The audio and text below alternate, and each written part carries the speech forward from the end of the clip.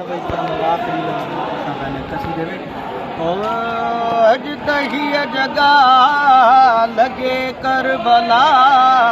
गॾिजी चौल बेक या हुसैन गॾिजी चौल बेक या हुसैन गॾिजी चौल बेक या हुसैन गॾिजी चौल बेक या हुसैन गॾिजी चौल बेक या हुसैन गॾिजी चौल बेक या हुसैन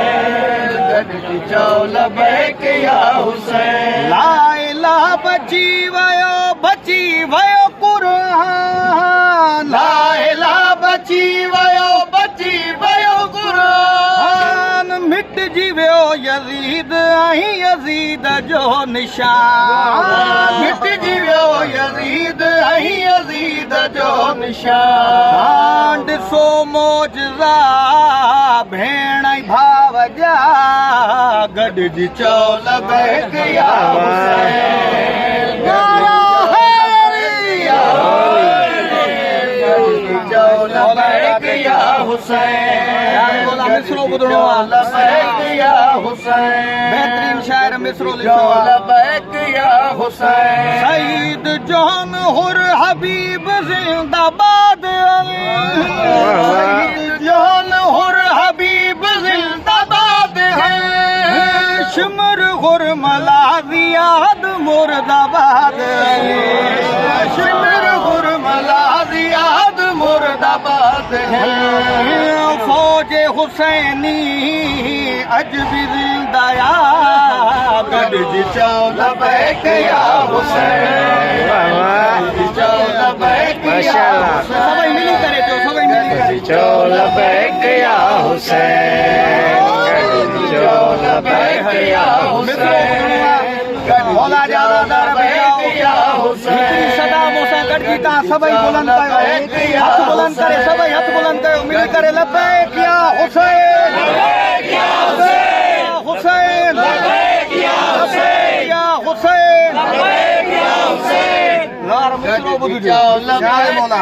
हुसैन आहे जो पीर दुनिया ते सरदार थी वियो आहे जो पीर दुनिया ते सरदार थी वियो लानती यज़ीद हो बेकार थी वियो लानती यज़ीद हो बेकार थी वियो यज़ीद बेहया हुसैन बादशाह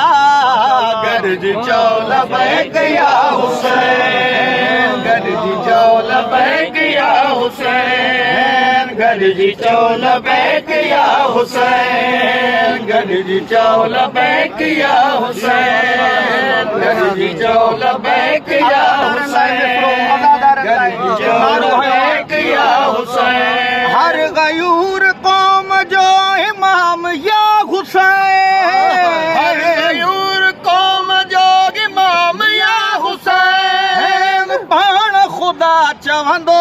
सलाम या हुसैन पाण ख़ुदा चवंदो सलाम या हुसैन नारा पिया लॻनि साजिद हर जॻह गॾिजी चौल बेक या हुसैन गॾिजी चौल बेक या हुसैन मौला जो अलम साम्हूं आहे दिलि जी जंहिं हिकु कसीदो पढ़ा जो अलम थो ॾसे यज़ीद मथां लानत पई थी वसे जो अलम थो ॾसे यज़ीद मथां लानत पई थी वसे आहे न तवज्जो थो ॾसे यज़ीद मथां लानत पई थी वसे हुसैन बादशाह यज़ीद बेहया हुसैन बादशाह यज़ीद बेहया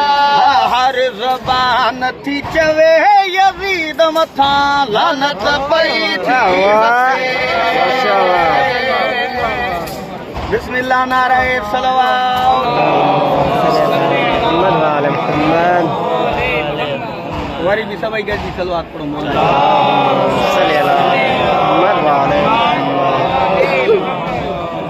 अने पढ़ो एक कसीदो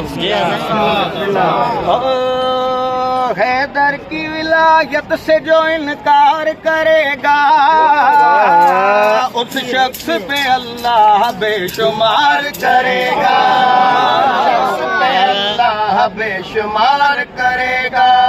उस शख्स पे अल्लाह बेशुमार करेगा। जो न्याज़ मौला जी के मातमी बैठा अल्लाह बेशुमार करेगा, उस शख्स पे अल्लाह बेशुमार करेगा,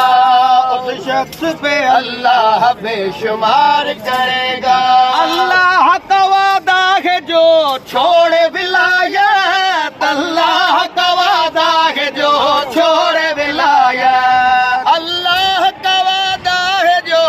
छोड़े विलायत, अल्लाह का वादा है जो छोड़े विलायत, उसको मुसीबतों में गिरफ्तार करेगा।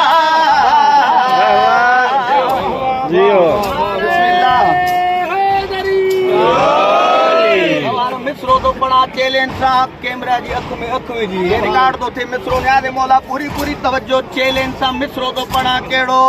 अपने ही घर में अपना कफन लेके रखे जो, अपने ही घर में अपना कफन लेके रखे जो, अपने ही घर में अपना कफन लेके रखे जो, अपने ही घर में अपना कफन लेके रखे जो,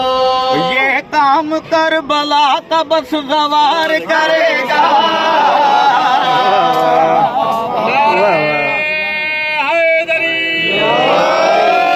बिस्मिल्लाह बिस्मिल्लाह अन्या मित्रों तो पढ़ाने आले